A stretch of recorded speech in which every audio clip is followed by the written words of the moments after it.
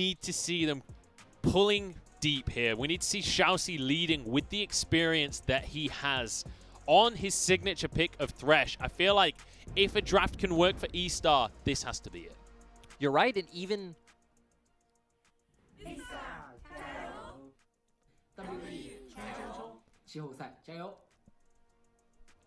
Gotta give space for those gyos. But a lot of signature picks across the board, right? Especially for Cryan should feel but should feel extremely confident on a champion that he picked up a pentakill on in this last matchup. Yeah. And they're even going to have the ability to get silent control later on with the LeBlanc. A lot of pick potential coming out. Ooh, I like this. WE, they want to make something happen, but they're all on a ward, so eStar not going to play into this in any way. They're also going to know that WE are on the way out. I don't think WE are aware that this vision is available. But even if you can't find picks, splitting the map does seem like it favors WE. You're going to have a lot of pressure on that bot side. You don't care if Morgan's left on an island, right? He's still going to be that tank that he's been in the previous games. And Wink and Xiaoxi are going to feel so much pressure. Ooh, crying. Oh. I'm amazed he got away with that. I'm amazed he was even willing to check that. I guess WE playing around the potential that they were spotted. The sweeper not going to grab that ward, though. Either way, red buff is going to go their way, and we are going to see this map split, as you said. And it looks like Wink is trying to push the wave, but Xiaoxi standing back, you'd assume he has the lantern if necessary. Oh, no, they just pulled the wave. And immediately, we have to see huge amounts of respect given over to Missing on this Blitzcrank.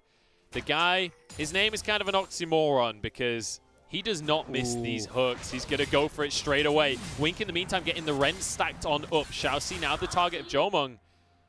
It's going to be a trade, I guess, slightly in favor of WE, but pretty even, realistic. Yep, I'd still say slightly in favor. Still good job by WE trying to zone them out, but ooh, nice. And it's worth mentioning here that Wink now on the Varus. It's been on Jomung both other games in the series. Level 2 though, flash forward, hook blocked by Xiaoxi. Ren comes in, there's a Pierce. 2v2 kills in the bottom lane. And they've been struggling in lane all game. Very proactive play coming up from Missing, but I just love Jomung feeling good to follow that up with the flash. And Missing on an active champion. Morgan now feeling it in the top lane as well.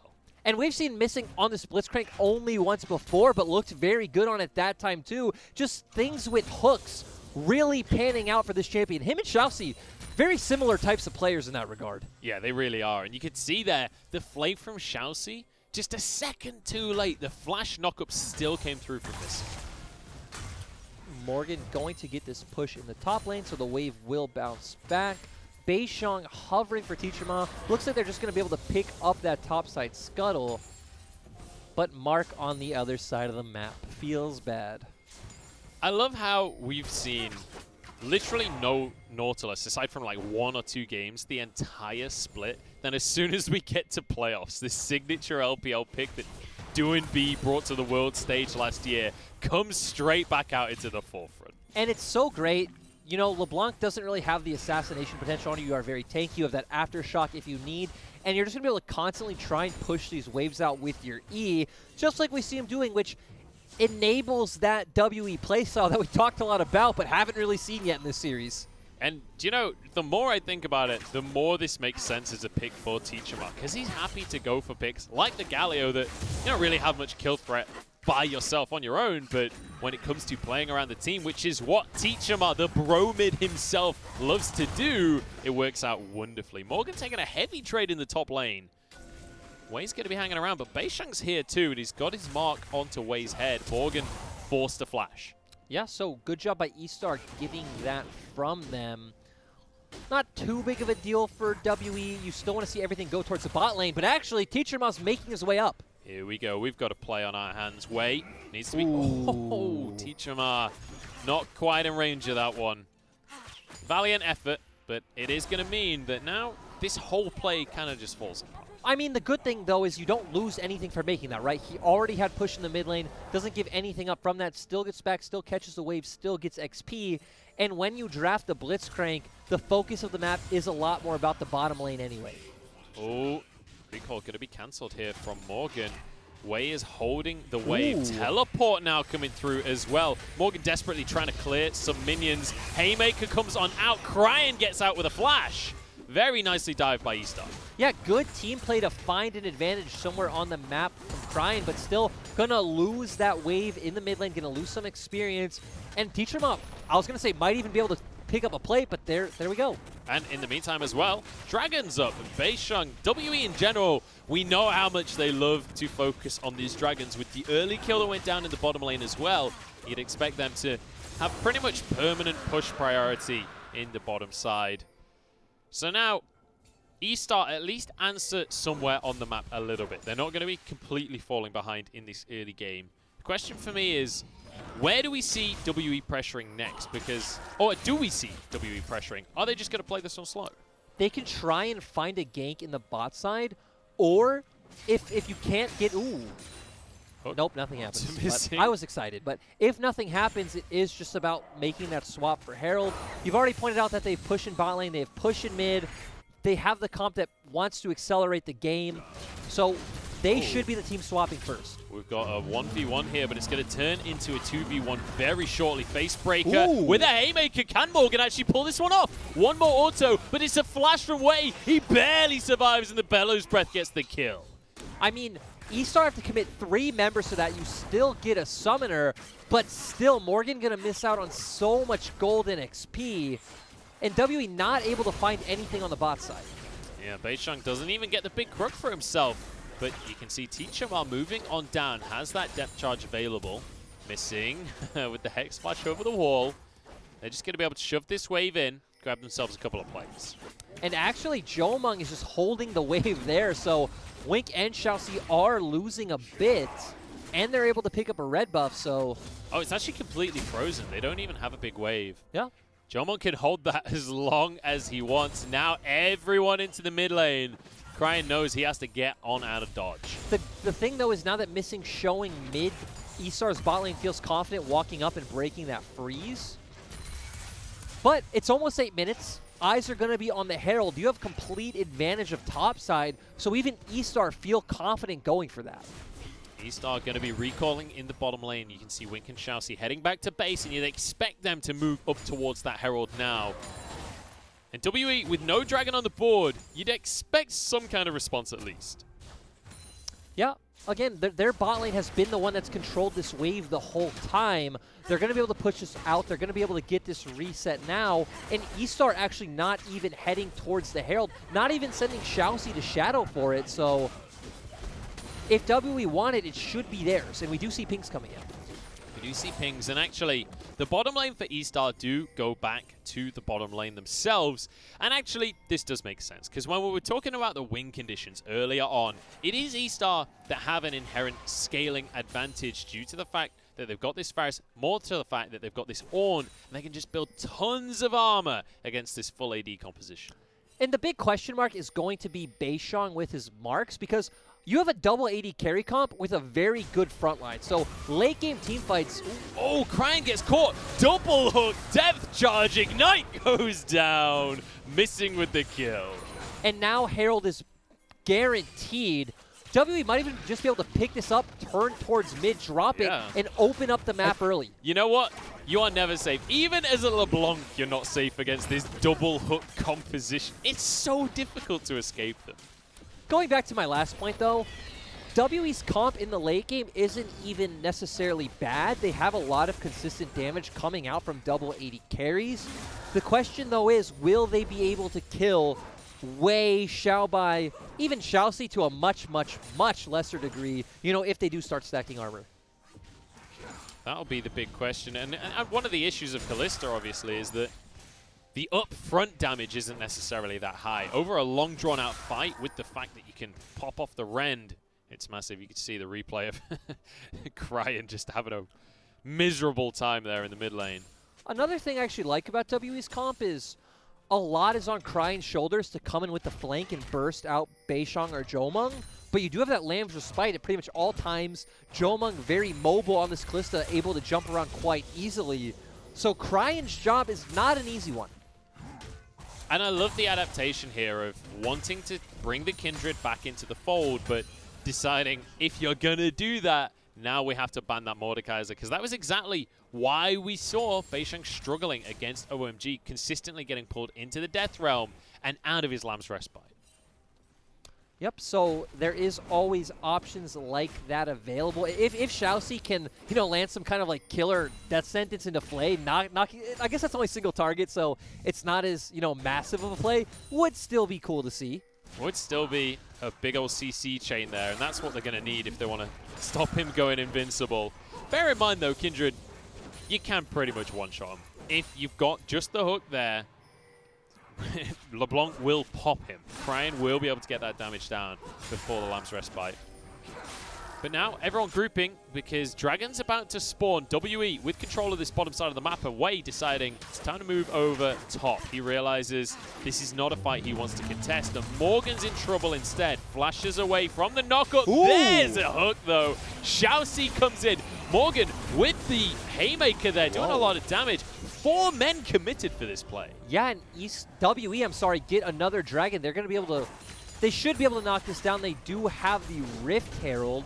But They're not eStar, going to get first, though. Yep, going to get first turret, like you just said, and eStar at least are trying to accelerate the pace of this game and get some gold onto, not really their carries, actually their front line, which might be the better option. I mean, yeah, when you consider the scaling, maybe getting the front line fed is actually for the best, ultimately.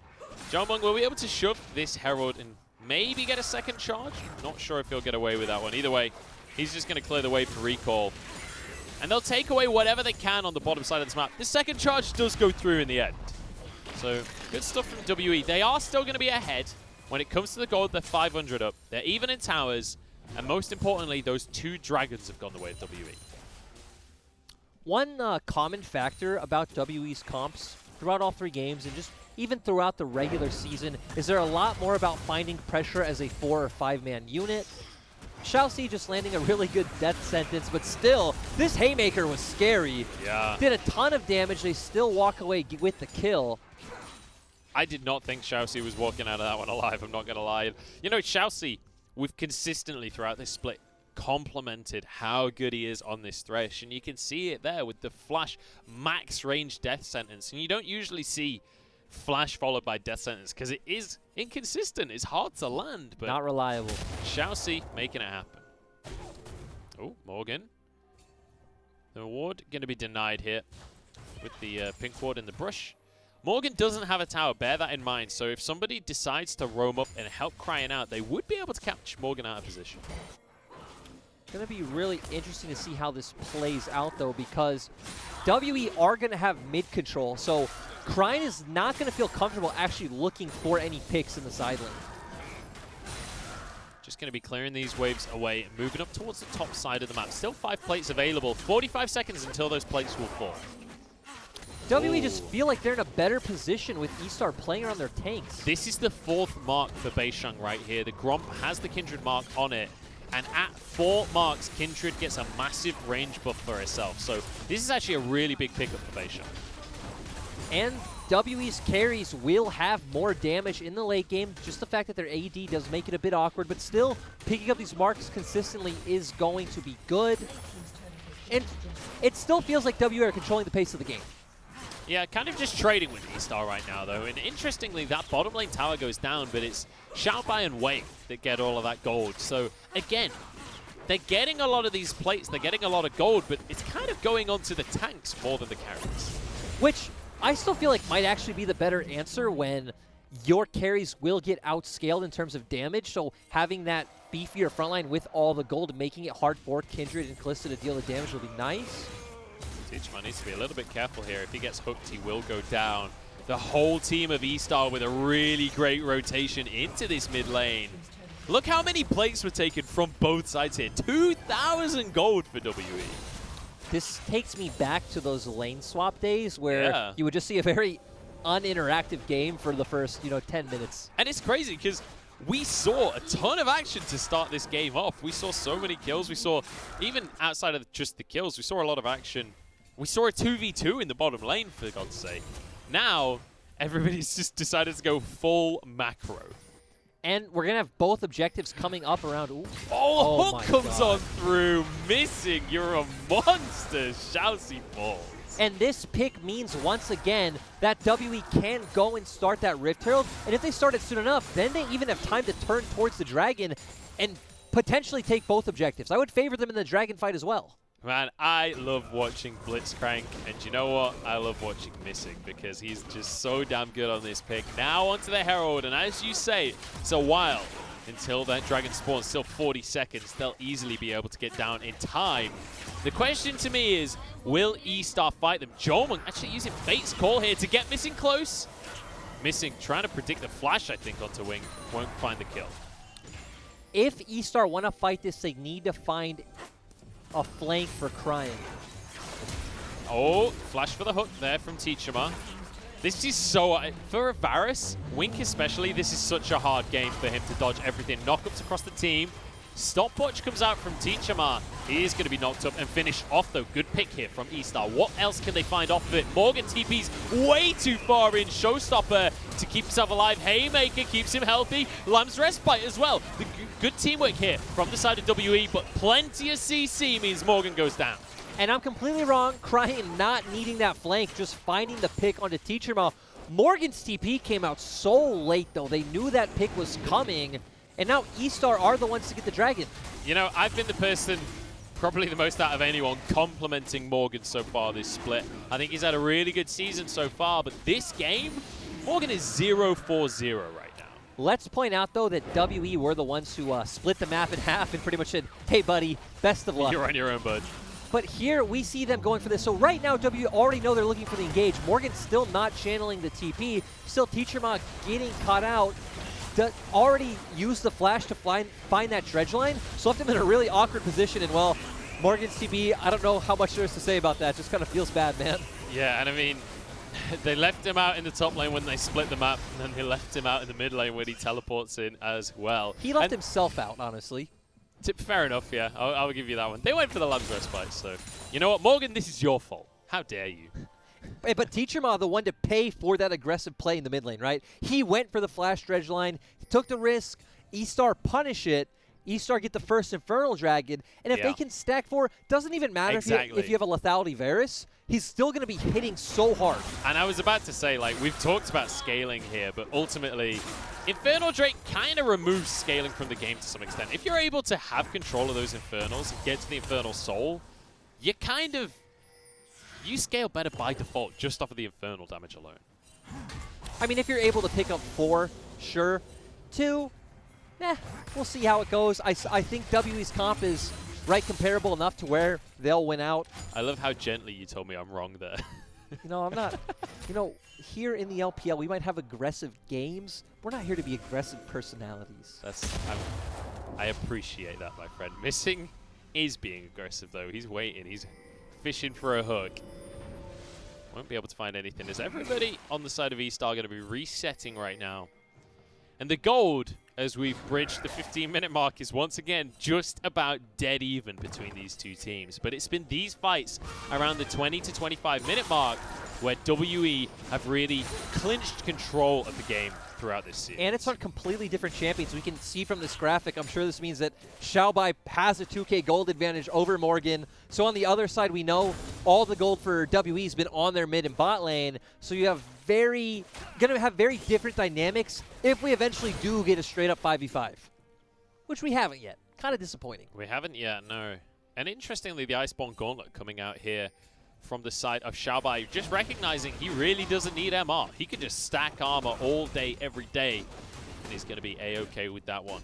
Does mean that the Ornn upgrade is slightly less efficient, though. Slightly less efficient, but against WE's comp makes a lot of sense. Across the rest of the board, we do see just standard items coming out, and Beishong actually having to drop the Herald, not in a position where W can really take advantage. Well, the Herald just going to be plonked in the mid lane here. And you'd expect that eStar probably just going to be able to clear this one up.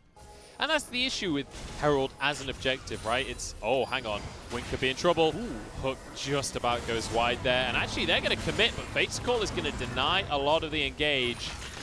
Herald actually got the charge. And I feel like that Call of the Forge God was way too premature coming from Xiaobai. Even with Rift Herald getting the charge, it doesn't matter too much. And with the map state as it stands now, converting that into any other objective would have been really hard. So WE just getting the most out of what they can. But they might be able to just force a tower here. Cryan coming in from this side, but Teacher must found a hook now. Ragnarok out of way. He's playing this Olaf beautifully. There's the depth charge. Cryan cannot escape the fight. Beautiful kill, and the tower goes down. I just want to say, whatever your win conditions are, they don't mean anything if Blitzcrank can hit that Q. You're going to get a pick. You're going to have numbers advantage. You're going to be able to turn wherever you want. And you know what? Missing almost always hits the Q. This time it was Teacherma setting it up, missing there to follow up. And bear in mind that Cryan on this LeBlanc, yes, it's hard to get onto a LeBlanc generally. When you've got 2 hook champions, plus knockups, plus a silence from missing, there's just no way out. Yeah, really hard for him to play this game. But you know what? You know what, Munch? 45 seconds, we have another dragon, which means we're gonna have action. Oh yeah. And we're gonna have Missing trying to fish for these hooks once again. We need to see this front line of Xiaobai really coming into his own in this next fight, because he's got all of the gold for his team. He's the one that's super fed, but being super fed on an Ornn, how much is that really gonna get you unless you're in these fights? Right. We haven't seen a straight-up team fight yet, but we just see him continuously coming in on flanks. He needs to be the one tanking all the damage, giving room for Cryan to look for the picks. Teacherma's going to be hooked here. Gets his dredge line off towards the wall. Call of the Forge God used. They want this fight right now. eStar going in, but they're just going to be on Morgan. Now to pull back onto Xiaobai. This is front to back, though. This is what eStar want from a fight.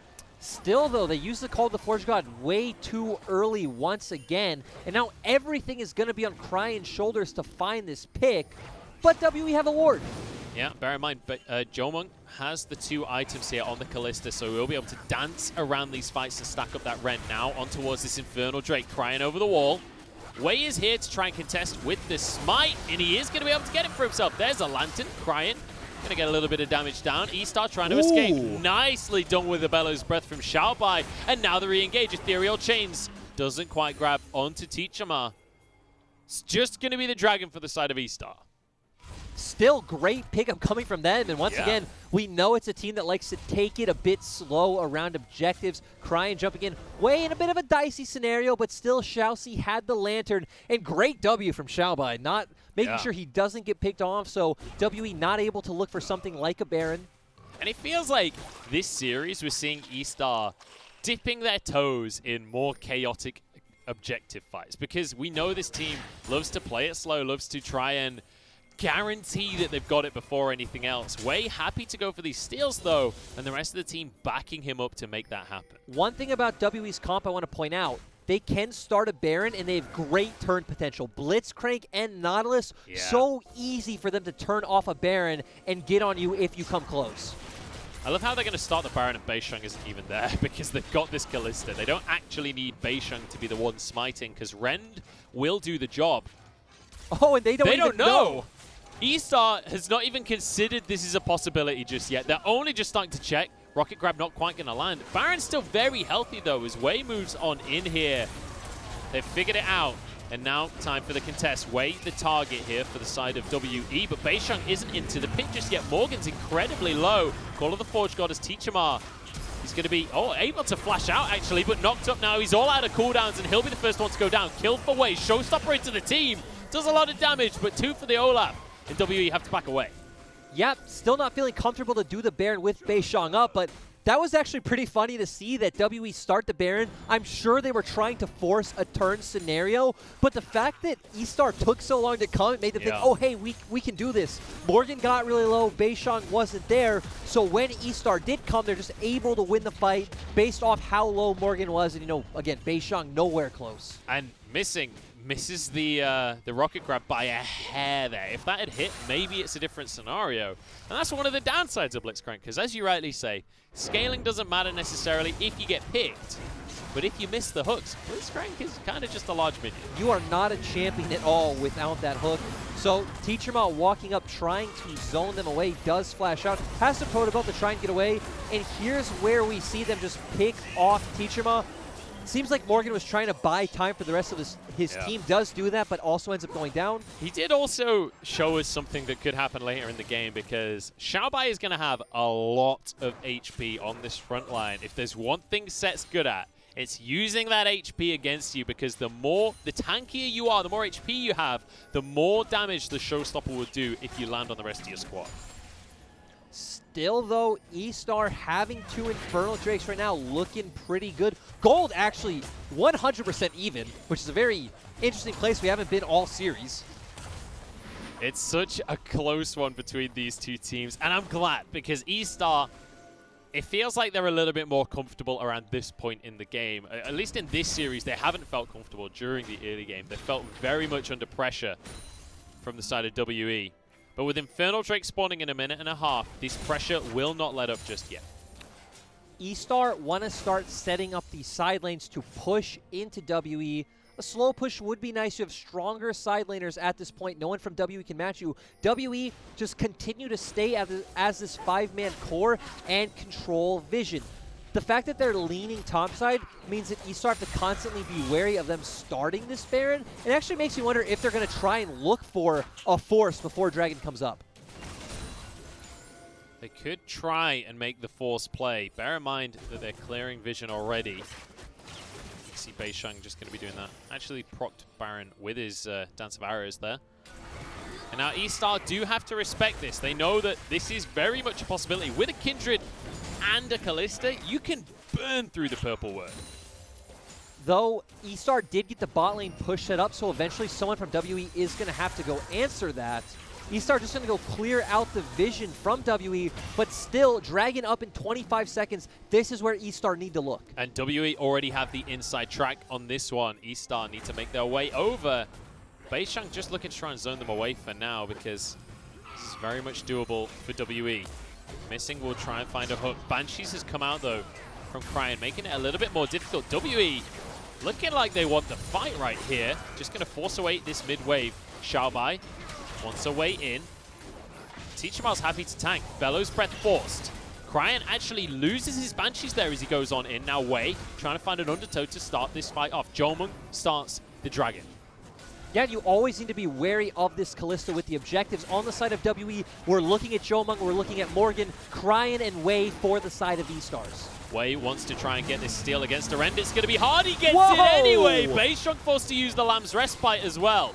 Now Morgan behind the rest of the team, but he can't really find a way in. There's a 3-man knock up. This searing charge sets them ablaze, and in the rest of eStar go, looking for these kills. It's another one going down, missing answers onto Wei, but Xiaoxi zoning everyone, hooking everyone, getting these kills, and Morgan forced away. The GA popped, and this will be Jomung falling. Wei finds the crucial Dragon Steal, and Xiaobai gets the engage, keeping eStar in this game, right? We need to stress that right now, WE are on match point. They're 2-0 up.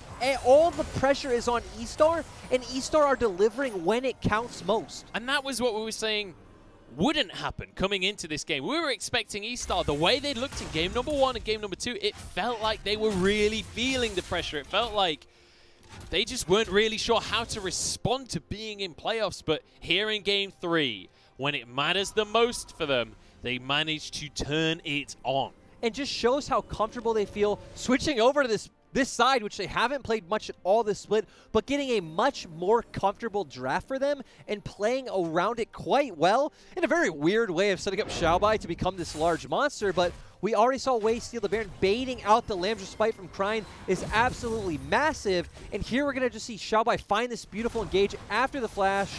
Does stun up enough members of WE to come out ahead. And just beautifully done there. Jomung, you can see him stacking up the Rens, but he just doesn't have the damage to really make it happen. Sticks around too long and gets finished off as well. And Xiaobai just hitting all of his E's, knocking up numerous members, just doing such a good job with the resources he got. Not a position we've seen Xiaobai in too many times this split. Certainly not when he's on the Ornn. We've seen it a little bit with his Wukong. I love that damage, though. Doing more than Cryan. That's a lot of damage right there coming out from Xiaobai. Matching the rest of his team. Showstopper, though, and Wink is no more.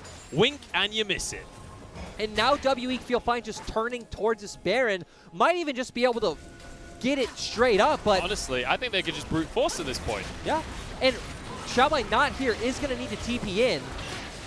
Ryan dashes away with the distortion, but with double AD carry and a hook onto Wei, the perfect target. He's forced away, uses his Ragnarok, now Call of the Forge God.